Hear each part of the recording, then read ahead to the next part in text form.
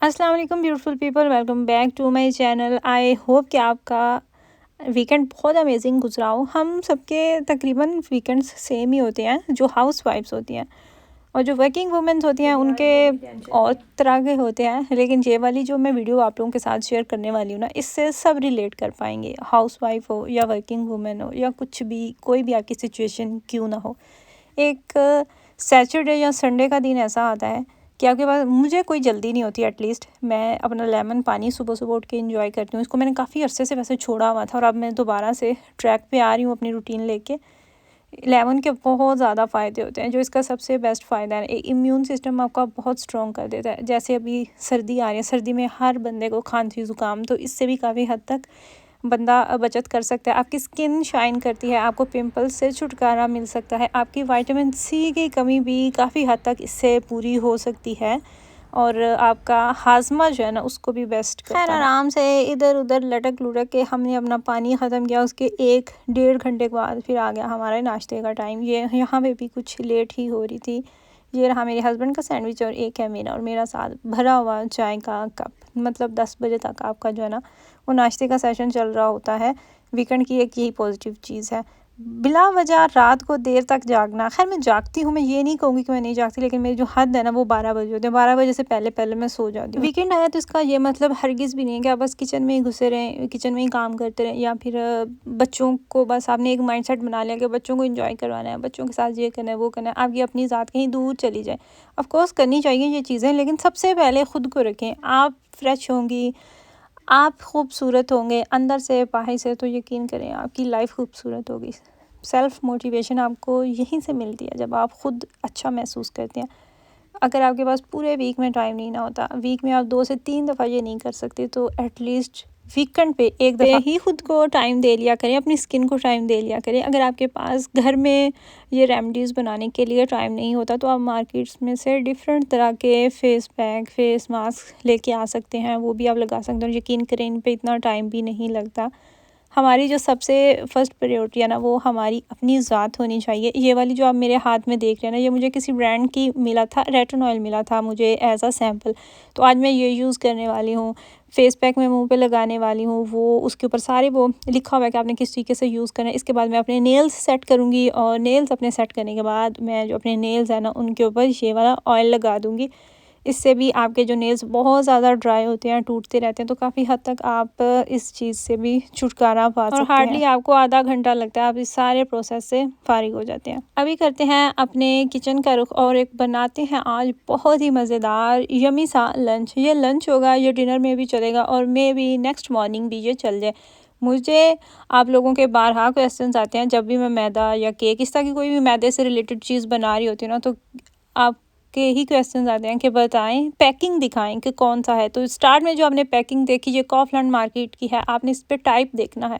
वाइसन मेरे इसको डॉच में कहा जाता है।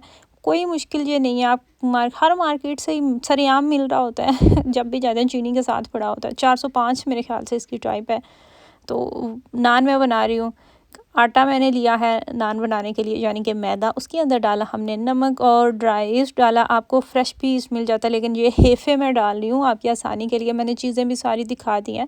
इसमें ड्राई हेफ़े डाला और नमक गया इसके अंदर, कलौंजी डाली मैंने, थोड़ी सी योगर्ट डाली मैंने तकरीबन 250 ग्राम, और 1 केजी मैदा मैंने लिया था। इसमें 7 ग्राम की जो ड्राई ईस्ट है ना वो मैंने डाला था। अब ये आसानी के लिए बता रही हूँ, वरना मैं तो अंदाज़े पे बनाती हूँ। अंदाज़े मेरे तुक्के मेरे जिंदाबाद, कभी भी कुछ ख़राब नहीं हुआ। और इसके बाद आपने नीम गर्म दूध लेना है, उसके साथ आपने इसको गूंद लेना है, दैट्स इट। इसके अलावा इसमें कुछ भी नहीं मैं डालने वाली। योगर्ट और दूध से क्या होता है कि आपके नान एक्स्ट्रा किस्म के सॉफ्ट बनते हैं, मतलब बहुत ही मक्खन की तरह, मलाई की तरह बनते हैं, ड्राई नहीं होते। इस तरीके से आपने किसी भी रैपिंग शीट के मदद से आटा जो है ना इसको साइड पे कर देना, ऊपर से इसको बंद कर देना है, और 2 से 2.5 घंटे के अंदर अंदर आपकी जो डो है ना वो नान बनाने के लिए रेडी हो जाएगी। इसके साथ साथ हम अपनी मशीन को भी क्लीन कर देंगे, अपने वर्किंग टॉप को भी क्लीन करते रहेंगे, ताकि बहुत ज़्यादा बाद में मैस ना बने। खैर, आटा हमारा यहाँ पे रेडी हो चुका है। वैसे मैंने जो चीज़ें बनाई थी ना, मैंने डिटेल के साथ बनाई थी। जैसे मैंने डो जो है उसको गूंद के रखा, साथ में मैंने सालन बना ली। लेकिन आप लोगों की आसानी के लिए तो एक चीज़ की जो रेसिपी है ना कंप्लीट, वो मैं ऐड कर रही हूँ। तो यहाँ पे सबसे पहले हम पेड़े बना के रख लेंगे। वो जो आपको कॉर्नर में तंदूर नज़र आ रहा है ना, ये तंदूर भी काफ़ी पुराना है, मैंने यहाँ से एशियन शॉप से ही लिया था। इसमें नान और पिज़्ज़ा बहुत ज़बरदस्त बनता है और यही दो चीज़ें बनाने के लिए मैं इसको यूज़ कर रही हूँ। नान अगर ड्राई हो जाते हैं ना, तो नान की जो आपने क्रस्ट रखनी है ना, यानी कि जो रोटी है ना, वो आप उसको बहुत पतला नहीं बेलें। रोटी अगर आप थोड़ी सी मोटी रखेंगे ना, तो भी आपके नान ड्राई नहीं होंगे।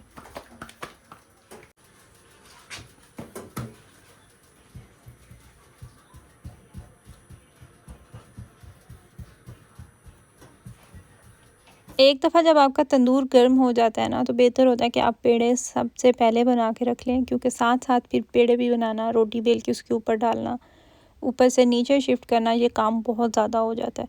तो आसानी होती है कि पहले से आधी तैयारी अपनी करके रख ली जाए।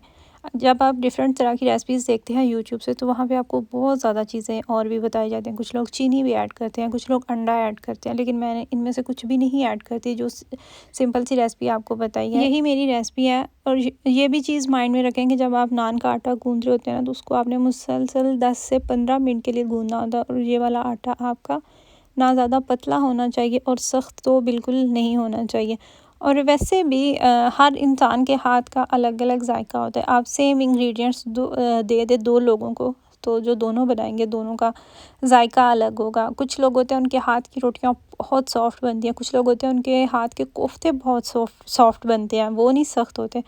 सो ये भी एक चीज़ होती है, लेकिन इसके बावजूद आप कुछ टिप्स एंड ट्रिक्स यूज़ करके तो काफ़ी हद तक अपनी कुकिंग स्किल्स जो है उनको बेहतर बना सकते हैं। और आप देखें कि नान कितने सॉफ्ट बने। आप चाहें तो इनके ऊपर कुकिंग ऑयल लगा लें, चाहे तो आप इनके ऊपर बटर लगा लें, लेकिन आपने ये मेक श्योर करना है कि नान बनाने के बाद आपने इसको किसी प्लास्टिक की थैली में, हॉट पॉट में, या रोटियां रखने वाले रुमाल में, या इस तरीके से फोलिया में आपने लपेट के रख देना है, ताकि आपके नान ठंडे ना हों और इस तरीके से आपके नान एक्स्ट्रा सॉफ्ट हो जाएंगे। अभी हम बना लेते हैं अपना सालन। इसके लिए मुझे चिकन चाहिए था। चिकन हमने 3 तरह का लेके रखा होता है। एक होता है ब्रेस्ट का, बिल्कुल बोनलेस, एक होते हैं लेग पीसेस, थाई पीस, और ये भी कोई लेग पीस का ही हिस्सा है। इसको इन्होंने कुछ किया होता है, इसमें बोन होती है बराए नाम, लेकिन ज़्यादा ये बोनलेस ही होता है।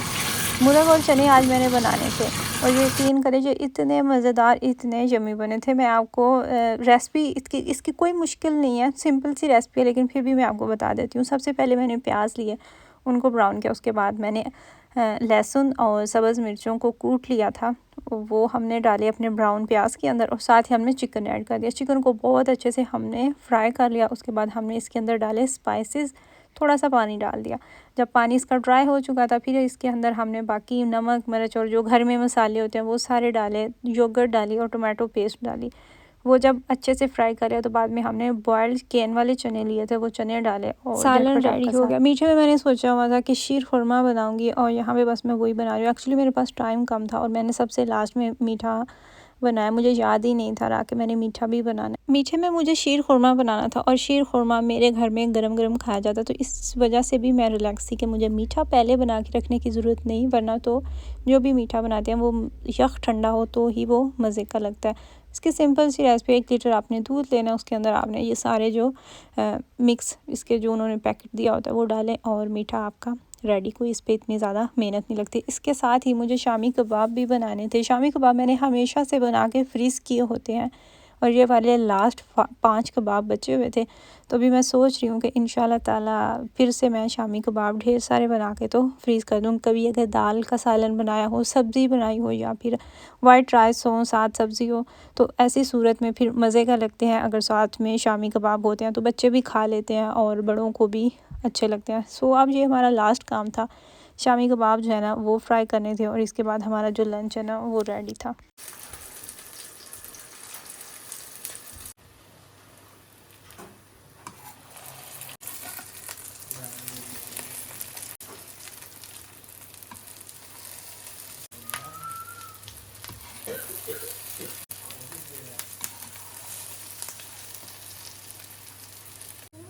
टेबल पे जगह बनाए, खाना बन गया।